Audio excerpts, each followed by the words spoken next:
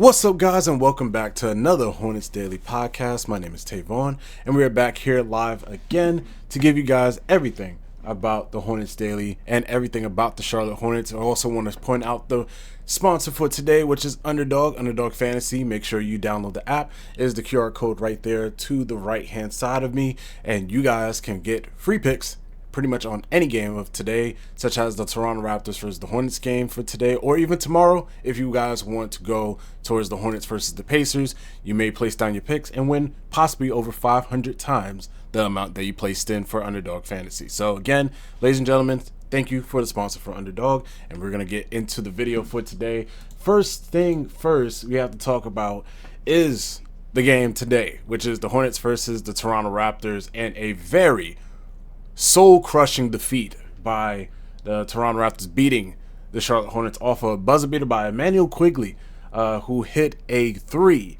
off of a pin-down screen, and the play was designed originally for, I believe, RJ Barrett to come off the screen. It was as a distraction. Real play comes down. Scotty Barnes sets the down screen in the paint, or the pin-down screen in the paint, to Emmanuel Quigley, who gets the catch, shoots it immediately, has of the trailing Sion James going against to try to contest it. It was a little bit too late.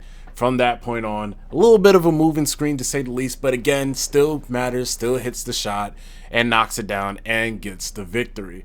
From that point, after the LaMelo Ball layup following that, which was a really good design PNR, nobody stayed home, nobody helped the helper. From that point, Emmanuel Quigley was beat off the play. Layup is good. LaMelo Ball scores it and gets the bucket. But again, tough way for this Hornets team to lose no matter what. And again, with this Hornets team who has been struggling, and I mean struggling, to at least get some victories, to say the least, and continue to be on that stretch for the play-in, this one again shows why this Hornets team does not finish out games correctly, especially when they have the opportunity to do so. When they are up against certain teams, and they are up big against certain teams, especially late game, they do have a tendency to either falter or they will continue on and step on the gas pedal, and you may never know what you will get in between. In these past couple of days, they have been playing really good, but most of these games that is being played is only a few times that the Hornets got blown out, if anything.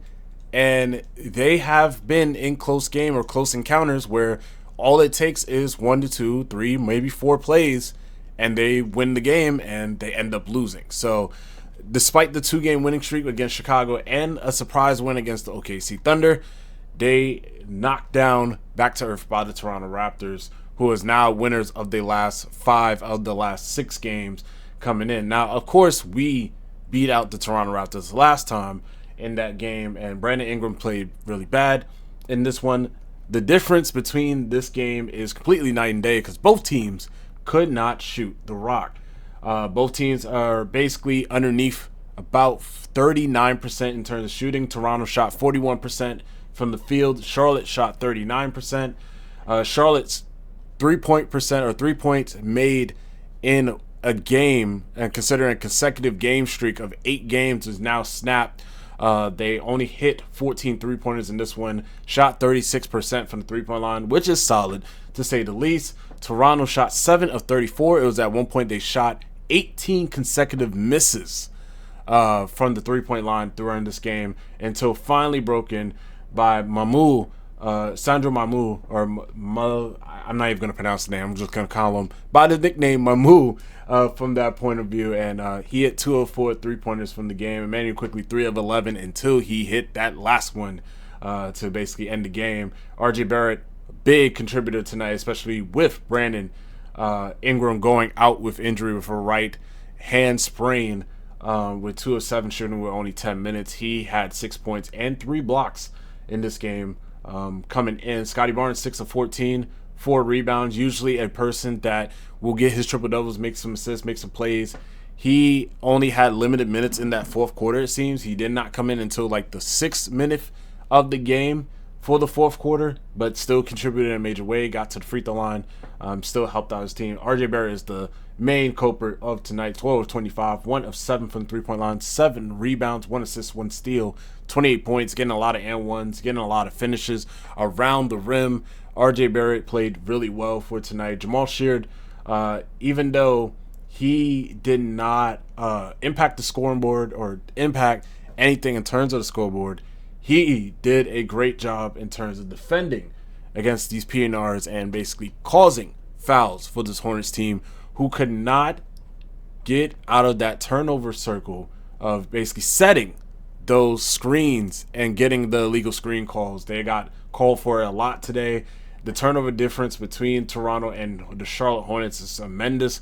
18-5, with Charlotte turned over the ball 18 times due to those illegal screens and due to live ball turnovers, to say the least. Very, very sad the way that they have lost out on this game. And they also won the rebound battle. They won the free throw line battle. They won the three-point battle.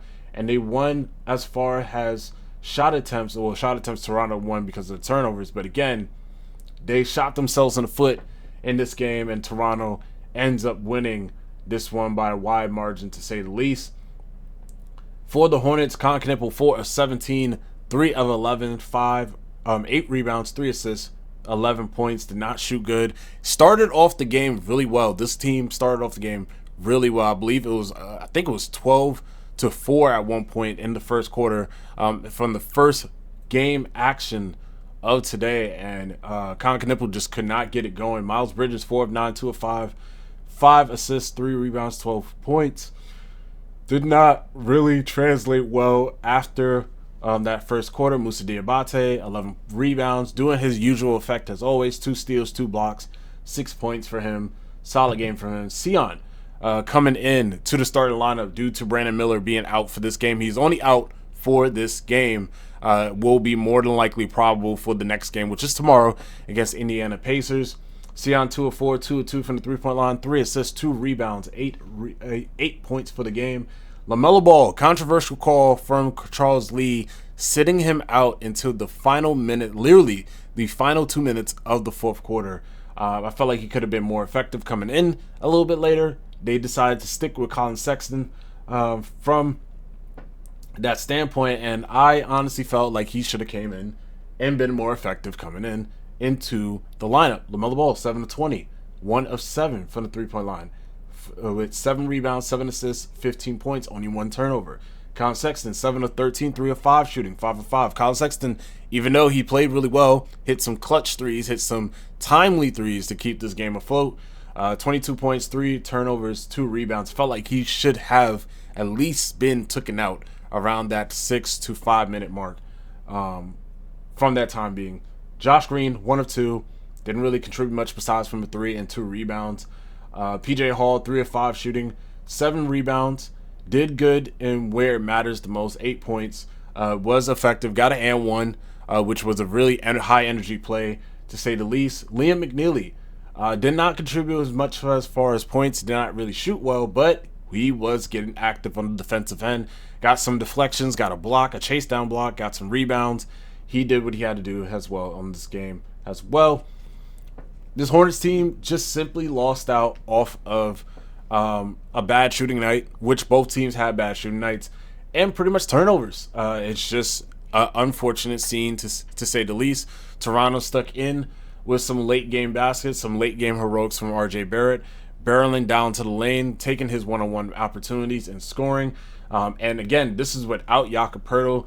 Again, the Hornets missing completely Brandon Miller from this game, and it shows tremendously with the amount of shot attempts that they had, and pretty much cannot get things done. Having that secondary ball handler would have been very, very huge. It's not saying that Colin Knippel can't be a secondary ball handler. Again, this Toronto defense is really good at shutting people down.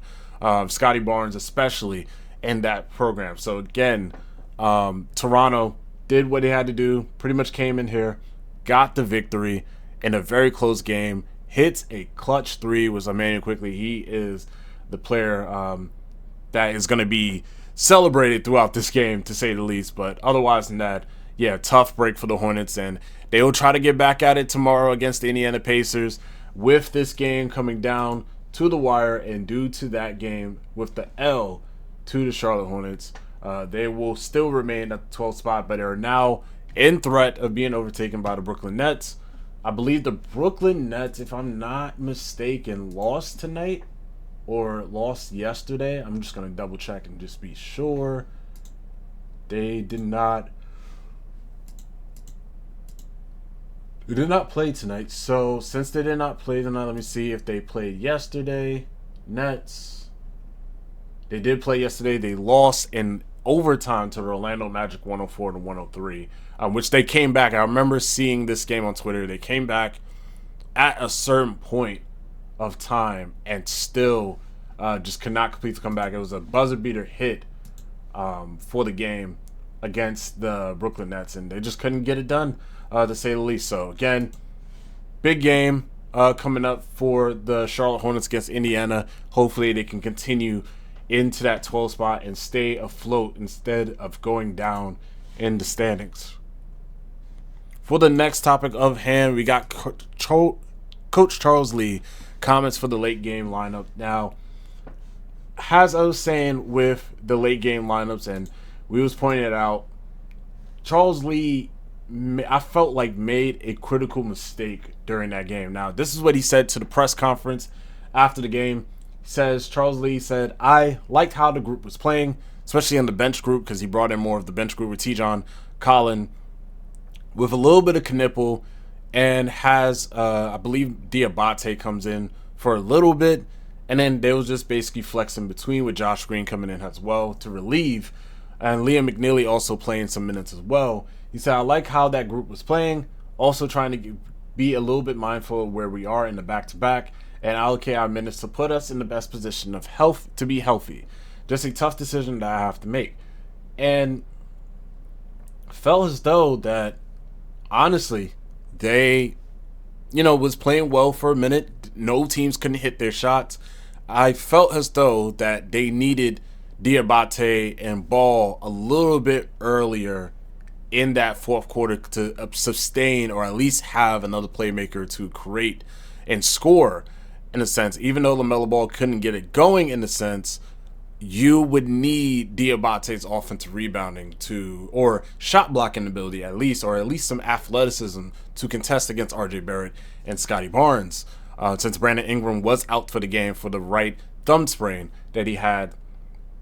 With that in mind, you got to really consider of the progress that they could have made if LaMelo Ball came in, or even playing a lineup with LaMelo and Colin Sexton together to basically feed off of each other, have maybe Knipple at the 3 and then putting Miles Bridges at the 4 with Diabate at the 5, coming in around that 4-minute mark. Maybe you get some push. Maybe you get something. You have two ball handlers out on the floor, Con Knipple playing and being a stretch shooter, and then Miles Bridges basically doing what he needs to do on the rebounding glass, and then Diabate also playing his well. I feel as though Sion was a good point at some point of the game where he is playing defense, he is shutting down, but at a certain point, you need more offense to combat against that defensive team, and I don't think Sion was a perfect choice to come in around that time and try to defend Emmanuel Quigley for that short period of time, especially 4 minutes into the game. So honestly, I'm not feeling Charles Lee's point of emphasis as far as the game, but let me know in the comment section what you guys think. Honestly, I understand why they did this and why they pulled back LaMelo Ball and why they pull out some of the minutes, because again, this team has been going through some injuries. Right now, through the injury report, Brandon Miller is out for this game, or was out for this game. He could have played. I believe he could have played, but precautionary reasons, they took him out. Grant Williams still not come back. He may come back later on throughout this week. He's ramping up activities, as said by Shannon Spark. Shannon Spark pretty much said, hey, Grant Williams, Ryan Kalkbrenner is coming back. We're going to get some minutes for them. They're going to get in the rotation. They're back in activity. So it just goes to show that it seems like this Hornets staff are more trying to take care of their players, make sure that they are healthy throughout the season, and make sure that nothing happens throughout this time. LaMelo Ball had only 28 minutes throughout the game. I could put out a topic about the Kendrick Perkins situation because I do know about that topic, and yes, we could talk about it. But at the end of the day, it seems like it was just more of a precautionary take to make sure Moussa Diabate, especially with his wrist injury that happened just recently, LaMelo Ball with his ankle, and then also just trying to limit some of the minutes to make sure that he is good, is avoiding any sort of injury, anything that should happen to him, and make sure that everybody else is good. Conkanipple had a lot of burn during today's game. I believe he had around the minutes of 32 minutes, about close to 33 minutes, to say the least. Miles Bridges had 29. He was overexhausted from playing with the Bulls and playing against the Washington Wizards, where pretty much they did not have a center throughout that game, and they had to go through plenty of lineups where he is playing at center and playing 36 minutes, so I understand why he was at a 29-minute mark. So understood why Liam McNeely got 21 minutes. Understood why PJ Hall had 14 minutes, even though I felt like he could have got more, even though Toronto was playing small. And understand why T-John getting 20 minutes was coming in, and Colin Sexton with 23. So equal amount of opportunities and minutes. However, for the game, just to win the game, I felt like they should have ignored that, particularly so, and try to win out the game, especially with LaMelo Ball only getting 25 minutes. Usually he would get 28, maybe 29, maybe 30. If you place him in the 5-minute mark in the fourth quarter, he gets about 30 minutes. I feel like that is safe enough to continue on. With Miles Bridges, maybe play him a little bit more, maybe 2 more minutes or so. Moussa Diabate had 30 minutes. Understood why he didn't play for that most of that fourth quarter. So again, let me know what you guys think about Charles Lee and how he placed in the lineups, especially in the fourth quarter, and stuck with the bench instead of going with the starters a little bit later, going into that fourth quarter, to say the least. Ladies and gentlemen, we got a promo for you guys, and as you guys know, we have been working with Underdog Fantasy. From fast breaks to buzzer beaters to block parties, we are back, and Underdog is the best place to get all the action. Playing on Underdog is easy. Just pick whether your favorite player is going to go higher or lower in stats, such as points, rebounds, steals, and more. Get your picks, and you can win up to 5,000 times your cash. You can use and download the app today using this QR code right here on the right-hand side, and use the promo code BasketballFans. Use the promo code BasketballFans to score $75 in bonus entries when you play your first $5. That is promo code BasketballFans. You see it down here. Make sure you use it. Make picks, win money, and win on Underdog for today. And Underdog Fantasy is proudly sponsored by the Hornets Daily. We're also going to make a pick very soon. I believe, say around the Friday range, Saturday range, we're going to make a pick live on air, or not, or record it live. So you guys will know my pick for the game that's coming up, maybe against the Utah Jazz, or maybe against a certain player or a certain team that's out there during that day. Even if the Hornets have a day off, I'm going to try to see if I can make a pick for you guys and get you guys some money for the time being. So no worries on that. We're going to try to get you guys some money in the long term. But again, that is Basketball Fans. Use that code to get 75 in bonus entries when you play your first 5. And we thank Underdog for the advertisement for today. Going into the next topic, Trae Young. Big news for tonight. One of the biggest news of the NBA for tonight, besides from the games. Trae Young is traded. He is traded to the Washington Wizards. Now, the deal is just capable of Trae Young going to the Washington Wizards straight up for CJ McCollum and Cody Crispert. As you guys know, Trae Young is on his final year of his deal with a player option. Trae Young can decide whether he can take that player option and opt in for $3 million more to make it $49 million for his next year in the contract, and then finally go in his final year of his contract, or he can opt out and go into free agency from that standpoint. For the Wizards, they trade CJ McCollum. He is on a 1-year player option as well and has $30 million in funds in which they will be trading to the Atlanta Hawks. He is a 1-year expiring deal. Same thing has Trae Young with his $46 million. From that standpoint, CJ McCollum will either opt into his player option with the Hawks and either be signed and trade, because I'm pretty sure the Hawks only took him to relieve that money and get out of that cap situation.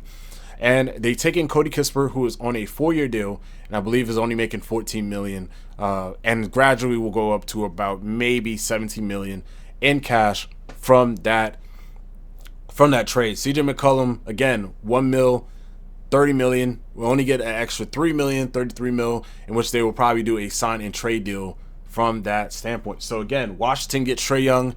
They get into that young tour with Trey Johnson, Bilal Coulibaly, Alexander Starr, and now with Trae Young on the helm. That starting five does look a little disgusting with Keyshawn George as well.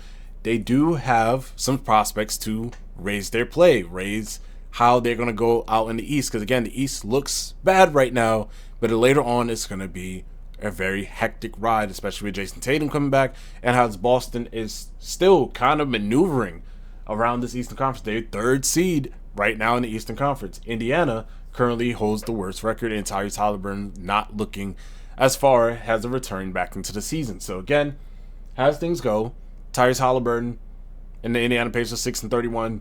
Jason Tatum coming back very soon.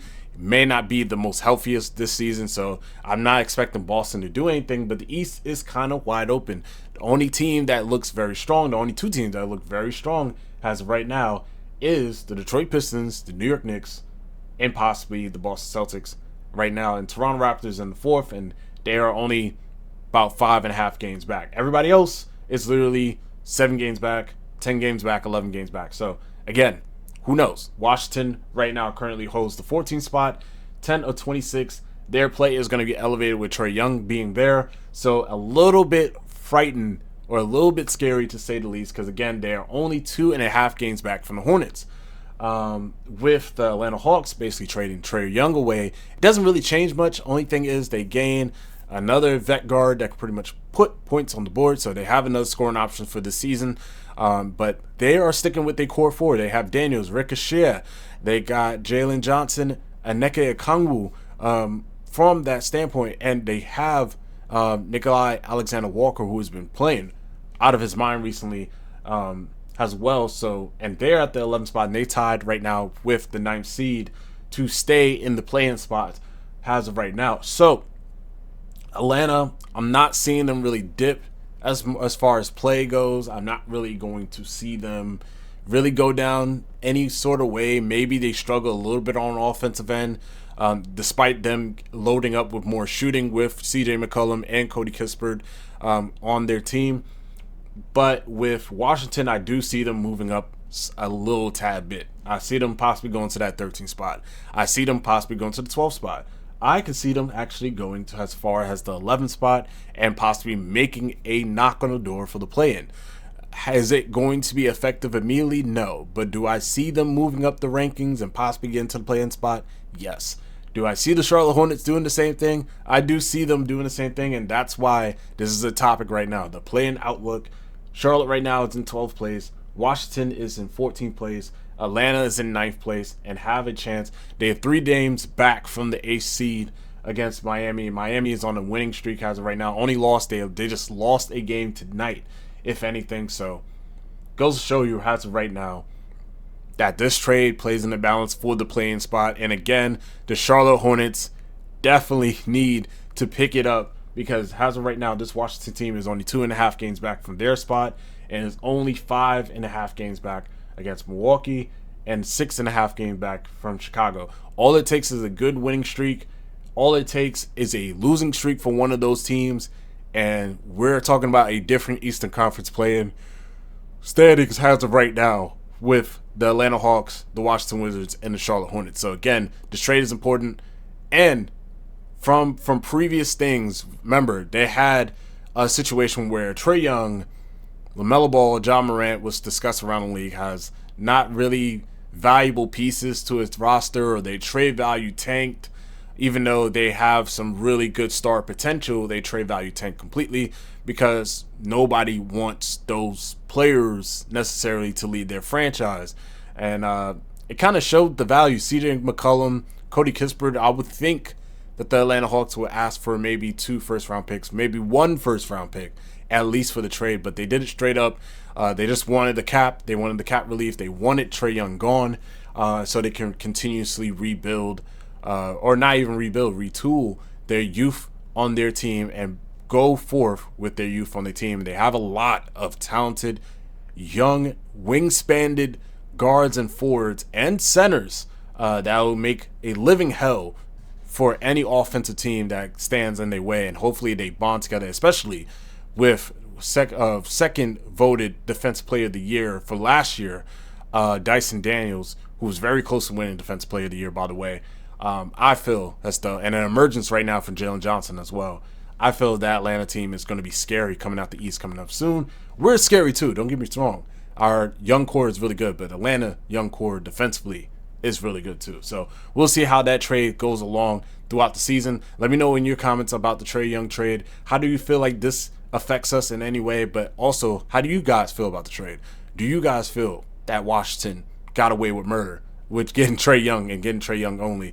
And how do you feel about Atlanta getting only CJ McCollum, but getting enough cap space to potentially play into the draft next season, getting a lottery pick, more than likely a lottery pick or more than likely a mid-round pick, but also getting $30 million to save to potentially get a free agent like Austin Reeves, like Kobe White in that free agency and help them out for later prospect. Let me know what you guys think in the comment section below as we move on to our last topic of today. It is a trade rumor.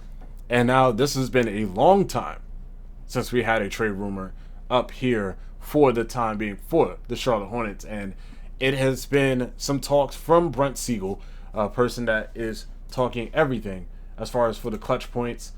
He is a national NBA insider and reporter for Clutch Points.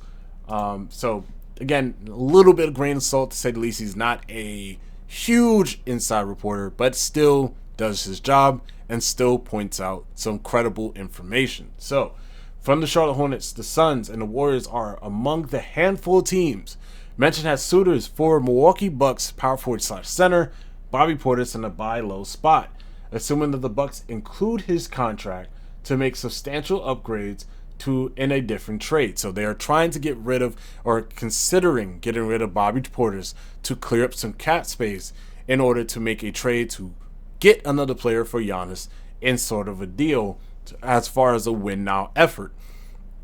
Trading away Bobby Portis from Milwaukee standpoint, the mayor of Milwaukee sounds very, very crazy to say the least, because considering as a fan or anybody that is a fan from Milwaukee, Bobby Portis has been one of the most energetic players to come across in Milwaukee Bucks uniform. So this trade, potentially him going to Charlotte, the Suns, the Warriors, is a little crazy to say the least. But again, I do understand why they're doing this. Now, as far as Charlotte Hornets being traded for Bobby Portis, I do not see Charlotte taking in Bobby Portis, to say the least. I do not see them doing anything to where Bobby Portis is the main catch, or they get him in and not expect some picks out of it, or trading him for Mason Plumlee and cash considerations or something of the matter in that situation. I just do not see Bobby Portis coming on to this team and gelling with this team right away. Now, do I see him giving some energy, some hustle plays, and doing what he needs to do?